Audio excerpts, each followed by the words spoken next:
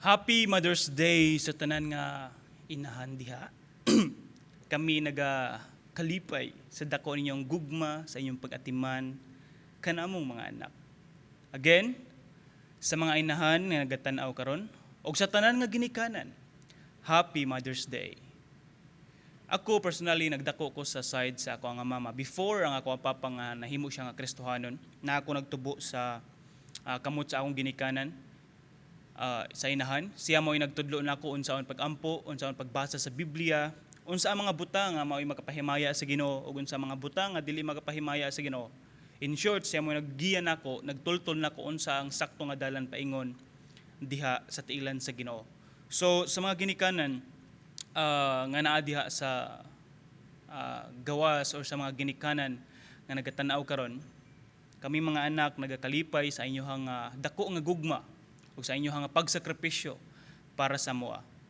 Nga diin, kung ato siyang tanawon, lima lang ang akong paghahisgutan karon regarding sa mao nga kinaiya or sa relasyon mahitungod sa ginikanan or sa inahan ngadto sa mga anak. Og palihog ko og tanaw unsa man og asa niini ikaw kabahin sa mao nga relasyon o sa mao nga panghitabo sa relasyon sa ginikanan ngadto sa anak.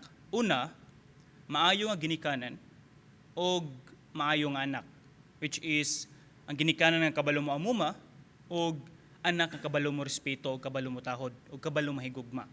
Panduha, dili buutan na ginikanan o dili pud kabalo mo respeto nga anak. So contrast kayo siya tungod kay wala nagsugat ang ilahang tumong, which is ang ginikanan mo amuma sa anak o mutahod ug mo respeto ang maong anak. Ug ang pangtulo mao nga buutan nga ginikanan apan walay respeto ang anak. So makita nato ang relasyon nga din ang ginikanan maayo apan ang anak wala nagampag maayo or walay respeto ngadto sa ginikanan.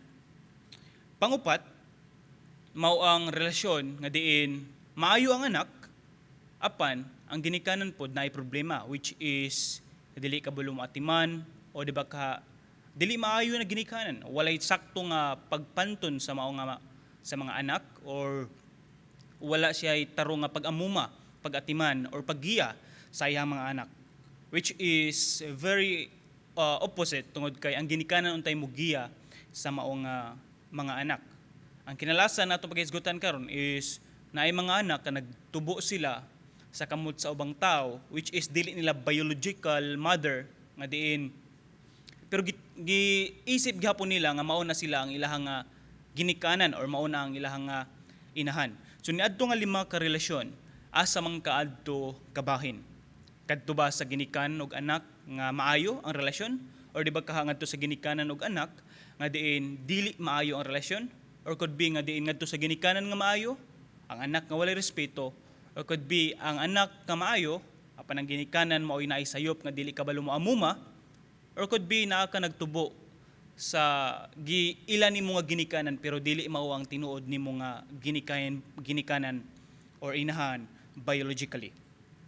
Regardless sa mao nga scenario or sa mga panghitabo, ang ato makita diri mao ang kalipay nga diin giamuma kita nga diin anaa kita karon tungod sa ilang pag-atiman, tungod sa ilang pag-amuma diri kanato. Ang diin sa mga anak nga nagatanaw karon ug sa mga anak kana sa gawas, atong pangitaon nga diin unsa man ang mga butang nga diin atong mahatag or mabuhat para malipay ang atong ginikanan. Ang atong mensahe karon maghisgot pod mahitungod sa pagtahod sa ginikanan tungod kay kini mao ang kalipay sa Ginoo. If naa mi Biblia palihog kog abli diha sa libro sa Deuteronomio. Lisod man litok ang Bisaya. Palihog abli diha sa libro sa Deuteronomio kapitulo 5 versikulo 6. In the book of Deuteronomy in chapter 5 verse 16. Ang Ginoo nagaingon sa iya nga pulong, tahura ang inyong amahan o ang inyong inahan sumala sa gisugo kaninyo sa Ginoo nga inyong Dios aron mabuhi kamog dugay og magmauswagon didto sa yuta nga ihatag kaninyo sa Ginoo nga inyong Dios. Ang kani nga mensahe ato ni siyang tan-awon nga diin kabahin ni siya sa napulo ka sugo or gitawag nato siya og sa English nga 10 commandments. So ato makita diri nga din usa sa sugo sa Dios ngadto sa mga Israelites or ngadto sa mga katawhan sa Dios nga diin mubaton sila og pagtahod, mubaton sila og pag-ila, mubaton sila og paghugma ngadto sa ilahang inahan, ngadto sa ilahang amahan, ngadto sa ilahang ginikanan. In short, so kung atong makita diri nga din kabahin sa napulo ka sugo ang pagtahod sa ato ang inahan or sa ato ang ginikanan. Tungod kay ngano man, tungod kay mao kini siya ang sakto ug mao ni siya ang makahatag og kalipay sa Dios. Kung ato siyang tan-awon ang kinalasan nga bahin sa mga bersikulo, makita nato diri nga naay saad ang Dios ngadto sa mga anak nga diin nituman sa mga sugo sa Ginoo. Kung ato makita diri nga diin kung ang Dios mo'y nagsugo nga diin ang mga anak dapat mo respeto ngadto sa ginikanan, ang mga anak dapat mo tahod ngadto sa amahan or ngadto sa inahan. Ato makita diri ngano man nga naay kapasidad ang Ginoo nga mosugo sa mga tawo or ngano naay kapasidad ang Ginoo nga mosugo ngadto sa mga anak. Tungod kay una sa tanan, ang Dios mo'y nagbuhat sa tawo. Ang Dios mo'y nagbuhat sa tawo, siya mo'y nagbuhat sa inahan, siya mo'y nagbuhat sa amahan, o siya mo'y nagbuhat or naghatag sa inahan ug sa amahan nga diin mao kining naa sila'y anak. Or in short, ang Dios mo'y nagbuhat sa tanan, ang Dios mo'y nagbuhat sa tao, ug ang Dios mo'y nagbuhat sa mga tao nga diin magbuhat sila og gitawag nato og relasyon sa matag usa. Mao nang namugna nga naatay pamilya. And then sa pamilya, anaay ginikanan, anaay amahan, pero ang atong gisentro diri mao nga naay ginikanan og naay anak tungod kay mao kini siya ang relasyon nga mao'y makahatag og kalipay sa Ginoo. In short, gibuhat sa Dios ang tao para magbaton og relasyon. In short, relasyon. Nakita na to? So tanang mga tao ma-involve sa relasyon. Naa kay higala, naa kay paryente, naa kay agaw, naa kay uyab o wa kay uyab.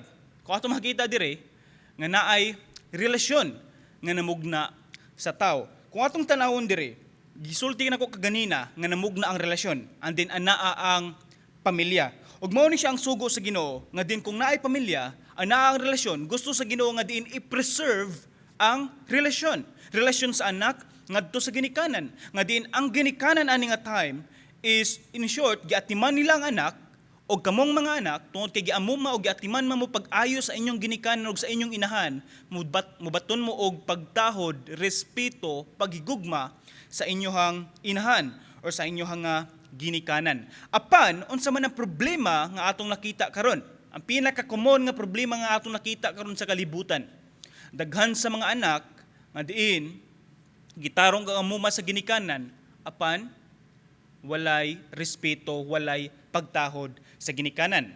Din panduha ato nakita pod nga di naapoy mga ginikanan nga irresponsable kaayo sa ilang responsibilidad ngadto sa ilang mga anak nga diin ilalang gipasagdan ang ilang mga anak kung unsay buhaton nga diin ana-ana ang kalipay sa kalibutan ug pagbuhat sa mga butang nga di maayo o pinasagdan na lang. So kung ato siyang tanawon diri nga diin ang responsibilidad wala lang ngadto sa ginikanan kundi naapod ngadto sa anak. So ang responsibilidad sa ginikanan o ngadto sa anak, ang duha naay responsibilidad.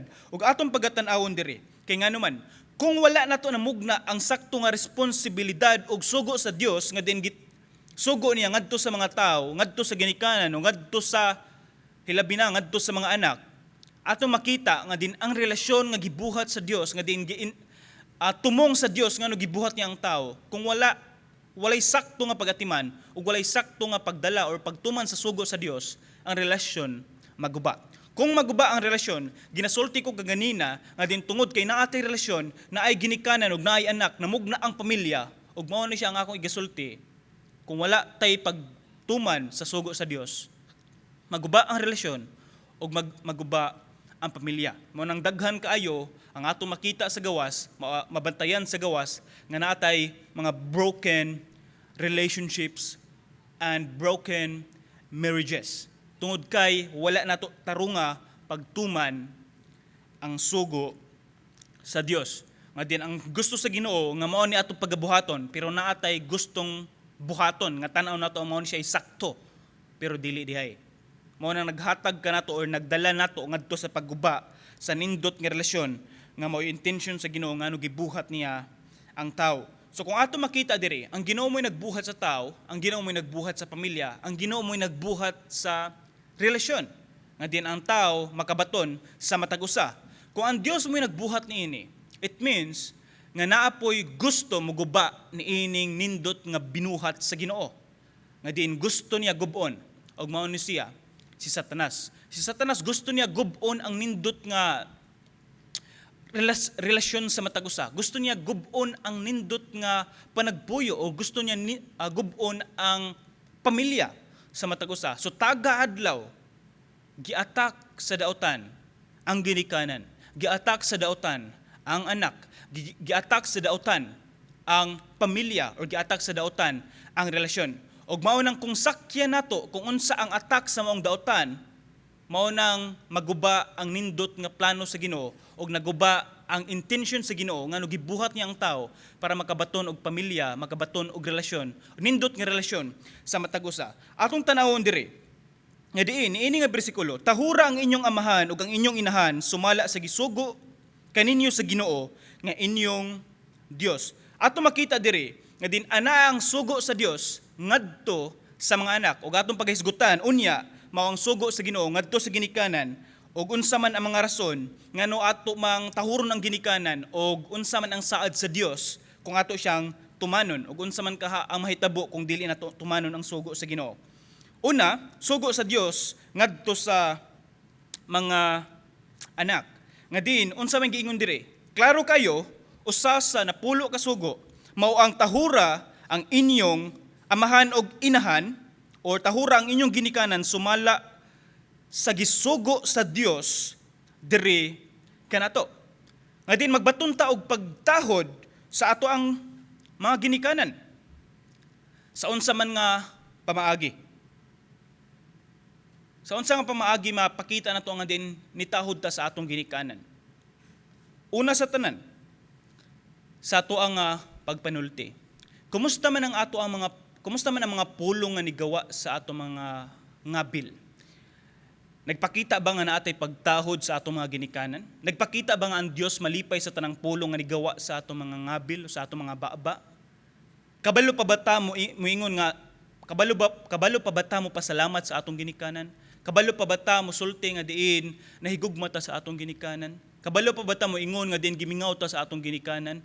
O di ba tungod kay kabalo na ta mo barog sa atong kaugalingon, ato nang gikalimtan ang atong mga ginikanan tungod kay tan-aw nato okay na ang atong kahimtang. Dili ingon ana. Kung dili magbatunta og tahod sa ato ang inahan o sa ato ang ginikanan. In a way, tungod kay mao ni siya ang sugo sa Ginoo. Kung ato siyang sabton, mao ni siya. Ang Ginoo nagbuhat siya og sugo ngadto sa mga tao, tungod kay ang tao binuhat sa Ginoo. It means ang Ginoo mo'y nasayod kung unsa ang nindot o ang Ginoo mo'y nasayod unsa ang the best para mabatunan ang nindot nga relasyon sa matag usa. Kung dili nato siya tumanon, it means directly maguba ang relasyon o maguba ang pamilya. Kung dili nato tumanon ang sugo sa Ginoo.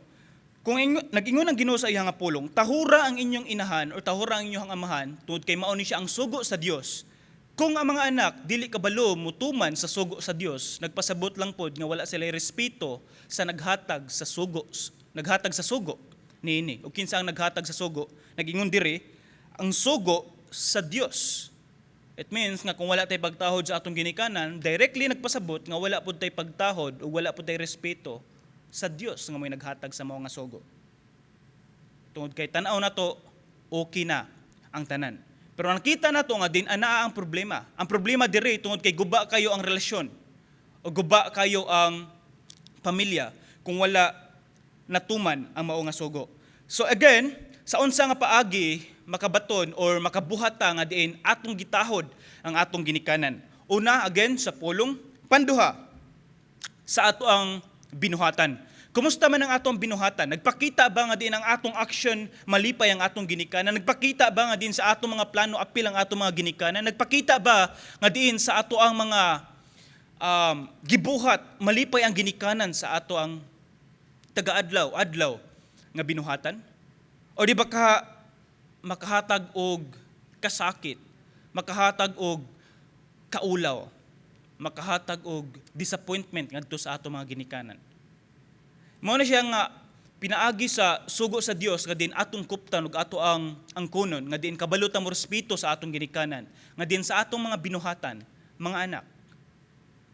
Kita kabalo mo tahod sa atong ginikanan nga din sa binuhatan nato makahatag og kalipay, makahatag og kalinaw, magpakita og gugma ngadto sa ato ang ginikanan. Tungod kay ngano man, tungod kay mao ni siya sakto ug mao ni siya ang sugo sa Dios. Nga din sa pangtulo atong mapakita hilabi na gayud sa ato ang mga batasan o hilabi na gayud sa atong mga kinaaya.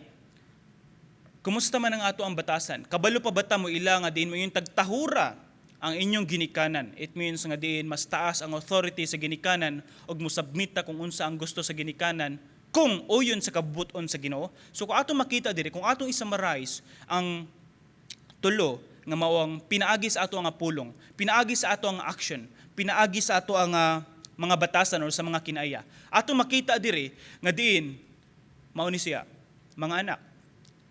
Basin baya nga diin imuhang gibalikas o imong gitunglo ang imong ginikanan. Please. Tungod kay ang pinaka-challenge ani nga part, dili tungod kay maayo ang ginikanan. Ang pinaka-challenge ani nga part na ay mga ginikanan nga diin nalimtan nila ang ilang responsibilidad isip ginikanan nga ilang gipasagdan ang ilang mga anak. Og naa sa hunahuna sa ilang mga anak nga din walay pulos ang ginikanan og moingon sila nga bati ang ilang ginikanan og niini nga part wala sila mobaton nagrespeto sa ilang ginikanan. In a sense nga din ang ginikanan wala naghatag og pag-atiman ngadto sa ilaha. Moingon sila bati kay kung ginikanan wala ko atiman na sa akong ginikanan, di maghatag og kwarta akong ginikanan, wala nagdako ko na sa gawas, gipasagdan ako sa akong ginikanan. Ngano mo respeto man ko nila? Mao siya ang pinaka-challenging nga part. Tungod kay wala ningon ang Ginoo nga diin respetuhan imong ginikanan kung maayo lang sila. Ang Biblia naghisulti, respetuhan imong ginikanan regardless kung unsa ilang binuhatan. In a sense nga diin respetuhan lang sila tungod kay sila mo'y nagbuhat nimo o sila mo'y nagdala nimo ngano naa ka diri sa kalibutan. It means nga ang gusto sa Ginoo nga mo respeto ta sa ilaha, in a sense nga inahan ginikanan sila regardless of unsa ilahang gibuhat diri kanato. Pero wa nagpasabot nga atong itolerate kung bati ang ilang binuhatan diri nato. Ako ipasabot diri ang gusto sa Dios nga din mo respeto ta sa ilaha tungod sa ilahang authority isip ginikanan regardless sa ilahang binuhatan. Again, akong balikon nga diin ang pinaka-challenging nga part nga diin sa mga anak nga diin tan-aw nila sa ilang ginikanan dili maayo ang trato para sa ilaha. Ug mao ni siya sa words nato, ato bang gitunglo ang atong ginikanan? Ato bang gibalikas ang atong ginikanan? Ato ba silang ginganlag bisang unsa sa aksyon nato? Ato bang gipasaylo ang atong mga ginikanan kung nakabuhat silang sayop diri nato sa aksyon nato? Ato bang giatiman ang atong mga ginikanan, especially sa mga ginikanan natong idarana? O di ba tanaw nato nga idara ng atong ginikanan, pasagdan lang na nato tungod kay ganahan tag mas nindot nga kinabuhi. Kumusta man ang ato ang mga binuhatan? Atong batasan, ato pa ba silang giilang nga ginikanan sila nato o ato na silang gitrat o di ba ato na silang gitrato nga murag wala nay pulos diri sa kalibutan? Kung naagay sa atong hunahuna mga anak nga din moingon ta nga walay pulos ang atong ginikanan, unsa na lang pugha ka tungod kay ikaw anak Manila? Nakuha na to. It means kung nasa atong hunahuna nga walay pulos ang atong ginikanan, ikaw po anak mismo, walay pulos. Tungod kay naguna-una ka niini nga part. Again, balikon nako ang sugo sa Ginoo ngadto sa mga anak nga mobaton tag pagtahod ngadto sa mga ginikanan. Kung atong basahon diri sa Leviticus sa chapter 9 sa verse 3, atong makita diri nga din dapat na atay respeto ngadto sa atong mga ginikanan. Panduha, dapat kabaluta mohatag og value sa ato ang mga ginikanan. Mao na nga, again, buhat og mga butang nga din makahatag kalipay sa imong ginikanan. Mga simple lang kayo, maski mo ingon tag practically speaking, mo ingon tag imong i-treat ang imong ginikanan, I mean, malipay na sila ana. Di ba? Hatagan mo value, din hatagan mo value meal. Pantulo, gugma ngadto sa inyohang ginikanan.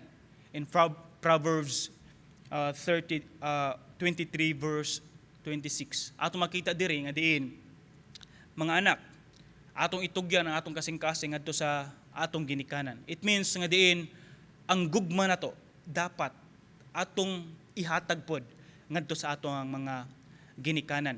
Tod kay ang nakapait magud ani nga part, ang pinaka-crucial ani nga panghitabo nato karon. Tod kay naay mga anak nga pwede niyang tunglohon ang iyang ginikanan, pwede niya sikaran ang iyang ginikanan tungod kay naa siya'y mao ni siya, naa siya'y gipiling partner sa iyang kinabuhi. Kinang gitawag nato sa mga batanon og uyab-uyab. Tungod sa uyab, murag bakak ka na lang sa atubangan ng ginikanan. O di ba ka walay respeto sa ginikanan tungod kay mas gipili ang uyab. I mean ato ni siyang tanaw na mga batanon. Practically, mayong tag naagay kay partner sa imong kinabuhi, mao ni siya. Ikaw, anak, nga diin, ngayon kag naa kay partner sa imong kinabuhi. Kung wala kay respeto ngadto sa imong ginikanan, maabot ang panahon nga maabot ang panahon nga mubunga po na siya nga ikaw inagdako nimo, wala po'y respeto ang mga anak nimo. Kung ato ni siyang tanawon, mao ni siya ang cycle. Kung ganahan ka or gusto ta nga din ang Ginoo malipay sa atong kinabuhi o gusto ka nga din mamugna ang tinuod nga relasyon, then pagbaton og respeto sa imuhang ginikanan. Ang ginikanan ako ikasulti sa akong kinabuhi, mingon ko nga sa una, daghan kay kog mga batan-o na, daghan kay kog uyab or mayon tag bisan kinsa na lang. Di ko mahadlok mananghid sa mga ginikanan sa akong uyab, murag tanang ana. And then kung ato siyang tanawon diri nga part, dili man sa ingon kung kinsa ang imuha nga gipili nga partner, ang ato lang tanawon diri, ang gusto lang nako i-centralize diri is mao ni siya. Dapat kabalutan mo baton og respeto og pagtahod sa atong ginikanan tungod kay ang ginikanan kabalo pod mo hatag og panalangin ngadto sa iyang mga anak regardless if kinsa ang iya nga gipili nga partner. Kung atong tanawon diri nga ang mensahe nga diin ang Ginoo gusto niya nga din ang anak mo baton og respeto og pagtahod sa ginikanan, again tungod kay mao ni siya ang kalipay sa Ginoo.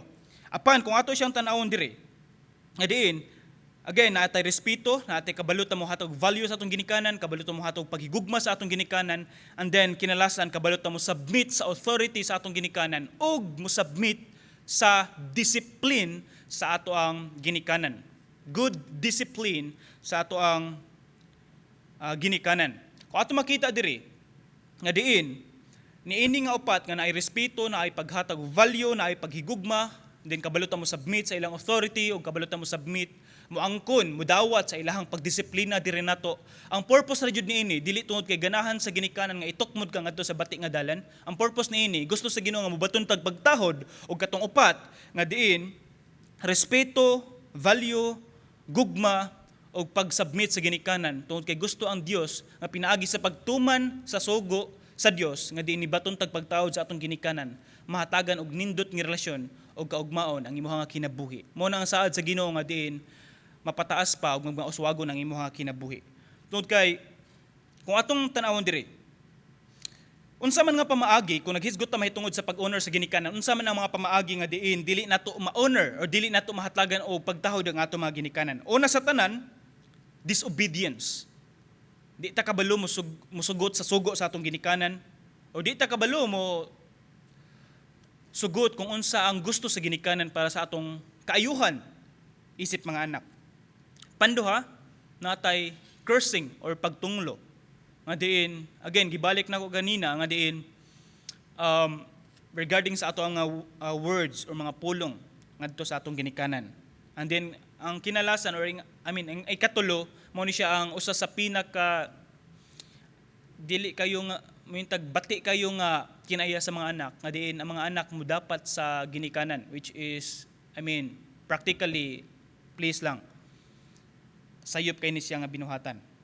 Pangupat, pinaka-common nga sayop sa mga anak, mangawat sa ginikanan. pagabata tan-aw nato nga diin agam may ram ni siya akong gikawat tungod kay pagabata mangawat tagdag piso tapos palit tag kindi good pero atong nakita diri nga naa ang pagpangawat.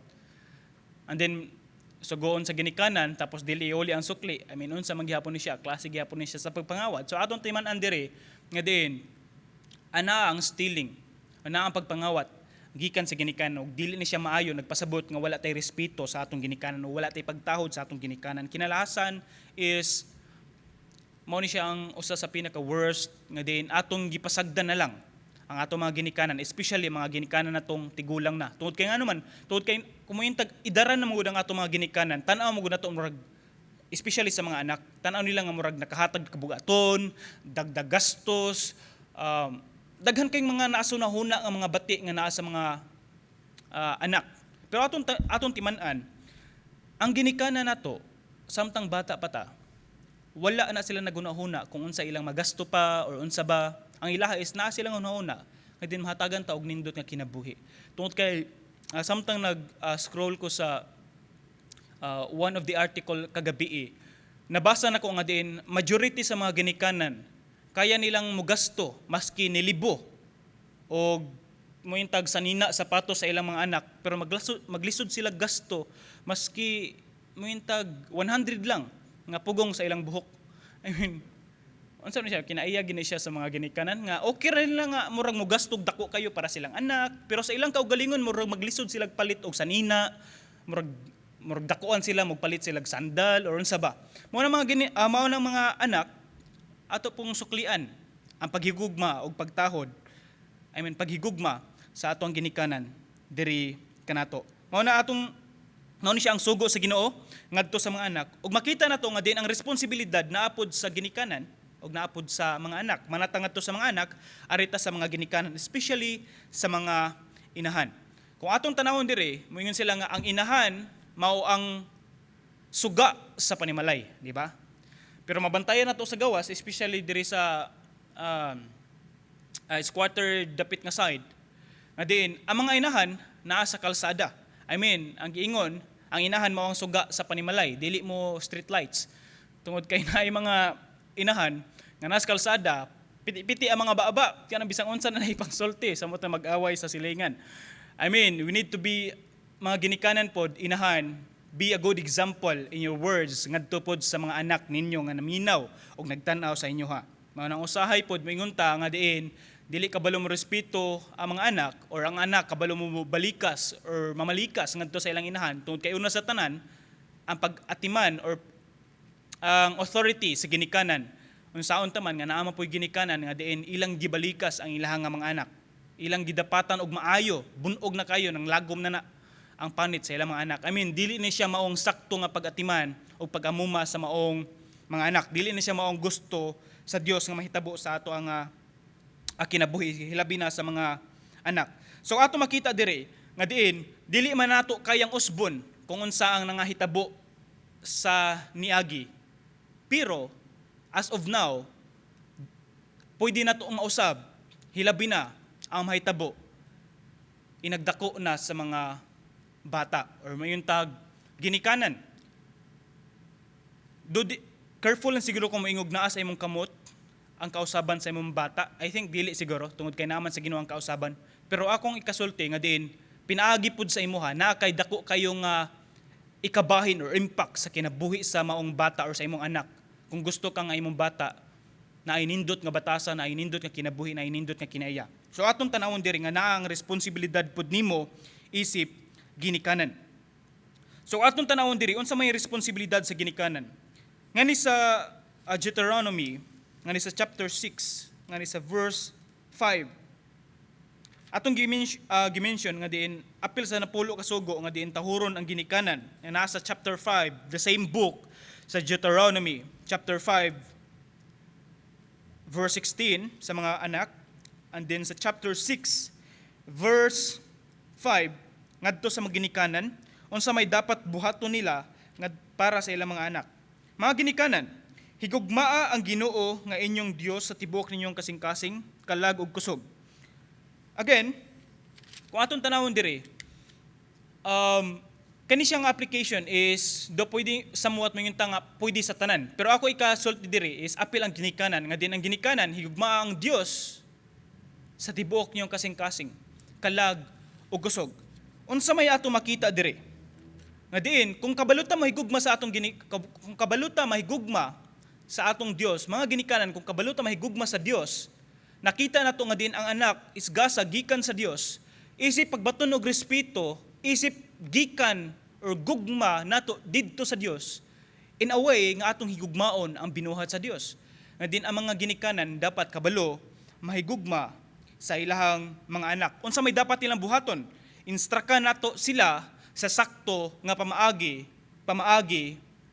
nga gikan sa Dios.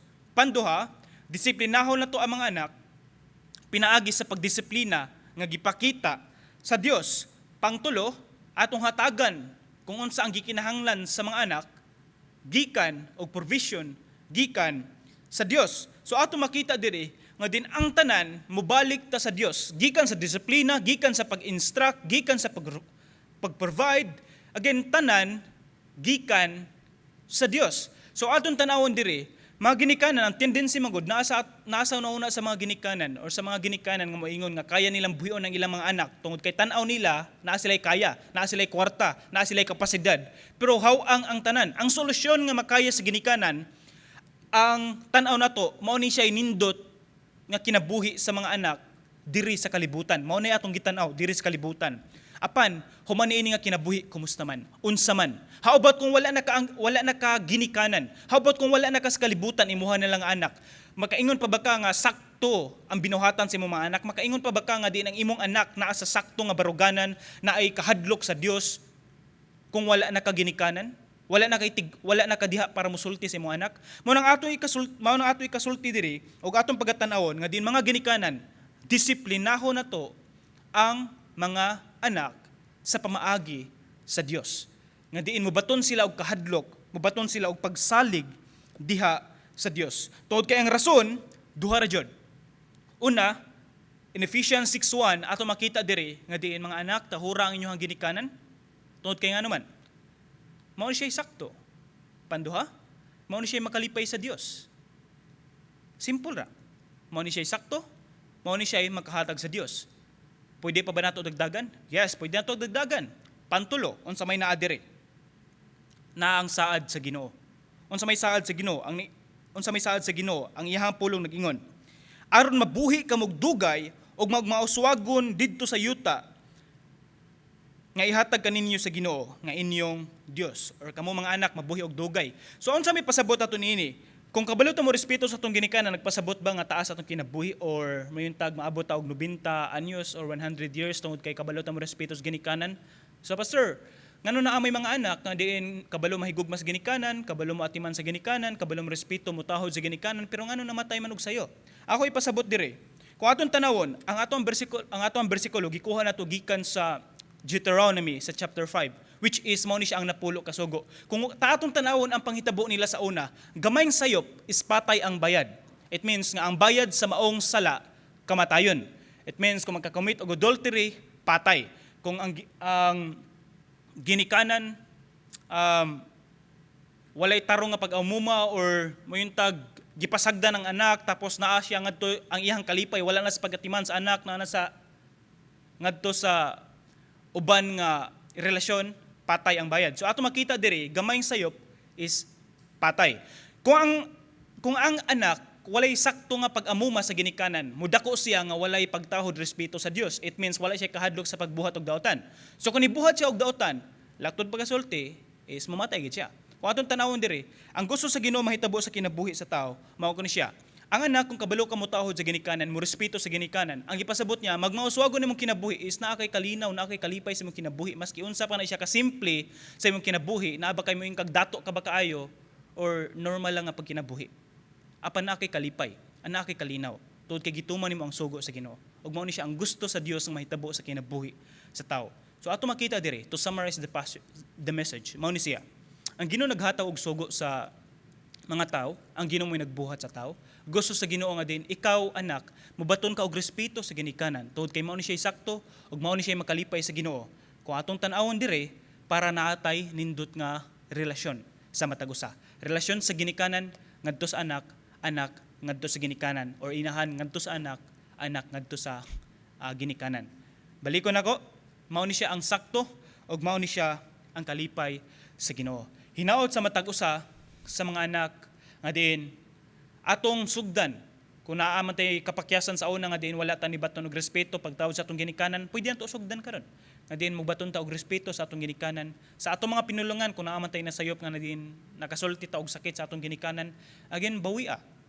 Nga diin ang kuna nga diin nasayop ka adto nga pulong, and then sultihi mo ginikanan regarding ni ana. Sa atong action, kung naa pa ba tay mga ginikanan nato nakabuhat og sayop nato, and then wala nato siya na forgive, I mean learn to forgive them para naa kay kalinaw. That's good for you also. Naa kay kalinaw, naa kay kalipay sa imong kinabuhi. Ug mao ni siya gusto sa Ginoo. When kag wala kay kapasidad nga mapasaylo sa imong ginikanan tungod kay bugat kay imong kasing-kasing, I mean moduol ka sa Ginoo. Mangayo kag wisdom sa Ginoo. Lord, hatagi ko og mapaubsanon nga kasing-kasing, ug hatagi ko kasing-kasing ang kabalo mo pasaylo. Tungod kay kung tawhanon lang nga pagkinabuhi, wala man tan ini nga prinsipyo nga kabalo ta mo pasaylo. Ang nasa tong prinsipyo nga mabuhat sila daotan, basla na tog daotan. Mao na ang prinsipyo na to. Pero ang gusto sa Ginoo nga din mo pasaylo ta. Mao nang ampo duol sa Ginoo. Lord, hatagi ko kasing-kasing ang kabalo mo pasaylo. Regarding sa ato ang mga batasan, kumusta man ang ato mga batasan? Kabalo pa ba ta mo respeto sa atong ginikanan, or wala na tay batasan ngadto sa atong ginikanan?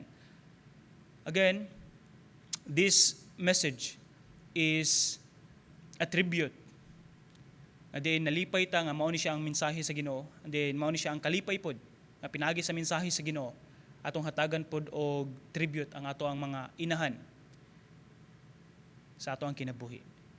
The message of God says, kabalo ta dapat mo tahod og respeto sa atong ginikanan, kay nganuman mao ni siya sakto ug mao ni siya makalipay sa Ginoo. Gusto ka ba nga malipay ang Ginoo, o gusto ka ba nga malipay ang ginikanan? Usa lang, respetuha ang imong ginikanan. Malipay sila ug malipay ang Dios sa imong kinabuhi. Again, happy Mother's Day sa tanang ginikanan. Magampo kita.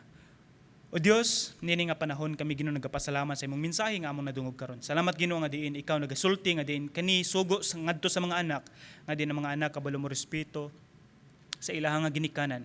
In a way nga diin ikaw o Dios malipay ug mao ni siya sakto nga pagabuhaton. O Dios, salamat Ginoo nga diin ikaw Ginoo nagagiya sa mga ginikanan nga diin ilang giamuma ang ilang mga anak, ug tugote o Dios nga diin sa tanang ginikanan nga naa karon ug sa tanang ginikanan nga naminaw ni tan-aw karon, ikaw o Dios maga-bless sa ilaha, especially sa mga inahan nga diin mahimo sila nga maayo nga ehemplo ngadto sa ilang mga anak, nga diin in terms sa ilang nga pagpanulti, in terms sa ilang nga kinabuhi, in terms sa ilang batasan, mahimong panag-ingnan nga diin maayo nga ehemplo sa mata sa ilahang mga anak. O Dios, bisan sa mga anak Ginoo, hatagi sila kasing-kasing ang kabalong respeto sa ilang ginikanan.